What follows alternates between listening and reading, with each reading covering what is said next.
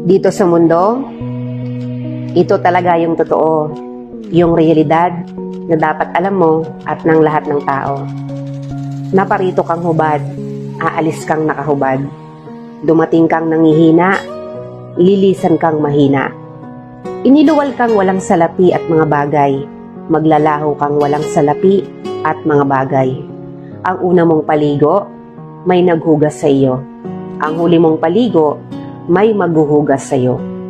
Ito ang buhay, kaya bakit labis ang mali siya, ang inggit, ang pagkamuhi, ang galit at pagkamakasarili.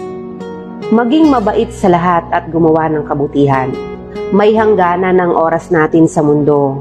Huwag sayangin sa walang kabuluhang bagay. Manalangin at higit sa lahat, huwag na huwag nating sasambahin ng pera. Dahil kahit anong dami ng pera mo o ng ari-ari,